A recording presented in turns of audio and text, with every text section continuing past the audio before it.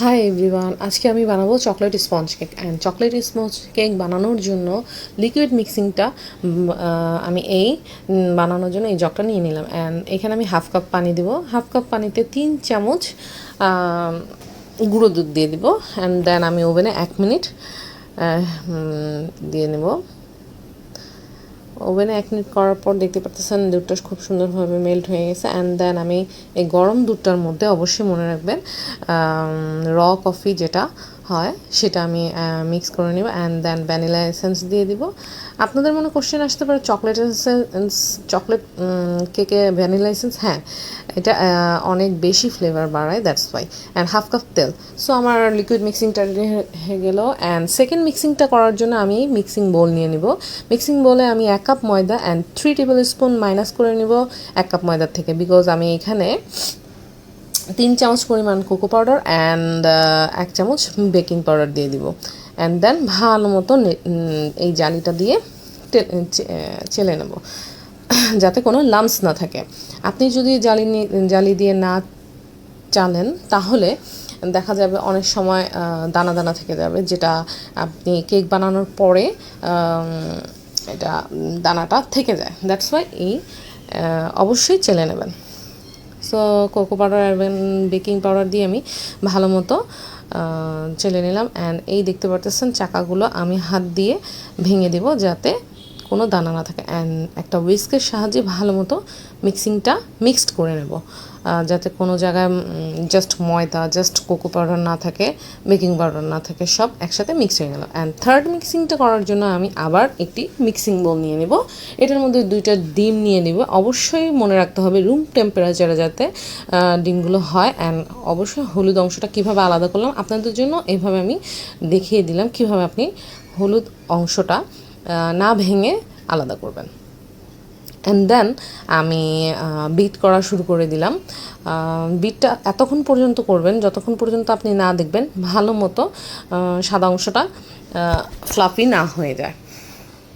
মনে রাখবেন বেশি ফ্লাফি হয়ে যাওয়ার পরেও যদি আপনি আরও বেশিক্ষণ বিট করেন তখন ফ্লাফি নেসটা ভেঙে যাবে। সো অবশ্যই এই দিকটা খেয়াল রাখবেন। কেক বানানোর সময় প্রত্যেকটা জিনিস আস্তে ধীরে করবেন। অ্যান্ড অবশ্যই 3 স্টেপে মিক্স করবেন। অ্যান্ড মাঝখানে একবার স্প্যাচুলা দিয়ে আবার মিক্সিং একটা ভালো মতো ব্লেন্ড করার জন্য রেডি করে নেবেন।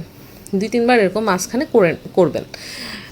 অ্যান্ড দেন আমি এভাবে আবার কেকের এগটাকে ভালো মতো বিট করে নিচ্ছি। এই পর্যায়ে এখনও হয়নি, আরেকটু বিট করে দেন আমি চিনিটা অ্যাড করে দিলাম। দেখতেই পারতেছেন কী পরিমাণে ক্রিমি টেক্সচার চলে আসতেছে। আপনি তখনই বুঝবেন যখন আপনার কেকের মোলটা ঠিক হয়ে যাবে। আস্তে আস্তে যখন করতে থাকবেন অ্যান্ড 3 স্টেপে চিনিটা অ্যাড করবেন। এখানে আমি হাফ কাপের একটু বেশি বলতে পারেন 3/4 কাপ চিনি নিয়েছি। যে যতটুকু চিনি পছন্দ করেন আপনি চাইলে 1 কাপ চিনিও দিতে পারেন, বাট আমরা এত বেশি চিনি খাই না, দ্যাটস ওয়াই আমি এভাবেই চিনি বারবার অল্প অল্প করে দিয়ে মিক্সড করি যাতে চিনির কোনো দানা লাম্পস না থাকে।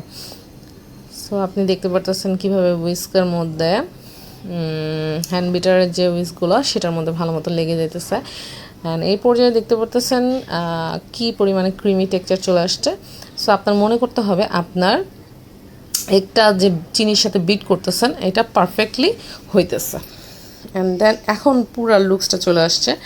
এটা আপনি উল্টো করার পরে বোলটা ধরে দেখবেন এটা কি পড়ে যাইতেছে কিনা। অ্যান্ড হুইস্কের মধ্যে যেটা আছে সেটা কিন্তু এক চুল পরিমাণও নড়তেছে না। অ্যান্ড এটা রেডি, ডান। অ্যান্ড দেন আপনি এগ বিটারের যে হুইস্কটা আছে এটা দিয়ে আপনি হলুদ অংশটা ভালো মতো এভাবে মিক্স করে নেবেন আস্তে আস্তে। অ্যান্ড স্প্যাচুলা দিয়ে বারবার এটাকে সেট করে নেবেন যাতে নিচে কোনো লাম্পস না থাকে। আপনি যদি 4টা ডিম দেন আপনি সেই ক্ষেত্রে পরিমাণ অন্যরকম হবে। আমি এটা 2টা ডিম দিয়েই করে দেখাচ্ছি আপনাদের স্পঞ্জ কেকটা খুব অল্প ইনগ্রিডিয়েন্টস দিয়ে। অ্যান্ড আস্তে আস্তে আমি যে শুকনা পাউডার করে রেখেছিলাম মিক্সিংটা সেটা অ্যাড করব। অ্যান্ড মিক্সিং লিকুইডটা 2টা একসাথে অ্যাড করে এটার সাথে অল্প অল্প করে দিয়ে বারবার মিক্স করে মিক্সডটা করে নেব ভালো মতো। সময় লাগবে, কিন্তু আস্তে আস্তে করতে হবে। আপনি যদি বারবার জোরে জোরে বেশি স্পিডে করেন তাহলে কিন্তু হবে না। দেখতেই পারতেছেন আমি কিভাবে স্প্যাচুলা দিয়ে বারবার এটাকে একটু সময় নিয়ে করবেন, যাতে আপনার কেকটা প্রচণ্ড পরিমাণে স্পঞ্জি হয়। সো হয়ে গেল আমার কেকের মিক্সারটা। অ্যান্ড আমি কিছু চকলেট কাট করে রেখেছিলাম, এটার সাথে দিয়ে দিলাম। আপনি চলে এখানে চকলেট সিরাপও ইউজ করতে পারেন, বাট আমি ডিরেক্টলি চকলেটটাই দিয়ে দিলাম। অ্যান্ড চকলেট মোলটার মধ্যে আমি এরকম কাগজ কেটে দেন একটু অয়েল ব্রাশ করে দিলাম, যাতে কাগজটা চকলেটের গায়ে না লেগে যায়। এত বেশি পরিমাণে চকলেট অয়েল দিবেন না, যাতে বেশি স্টিকি একটা ভাব চলে আসে। অ্যান্ড আমি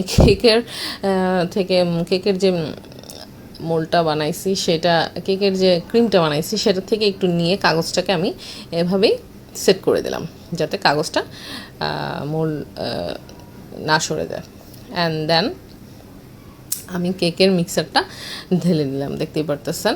অ্যান্ড একটু ড্যাপ করে নেবেন, যাতে এর ভিতরে কোনো পরিমাণ বাতাস থাকলে সেটা যেন বের হয়ে যায়। অ্যান্ড দেন ওভেনে আমি দিয়ে দিব ঠিক 1 ঘন্টার জন্য, আর বোথ সাইড দিয়ে দিব, আর 180 ডিগ্রি সেলসিয়াস দিয়ে দিয়েছি।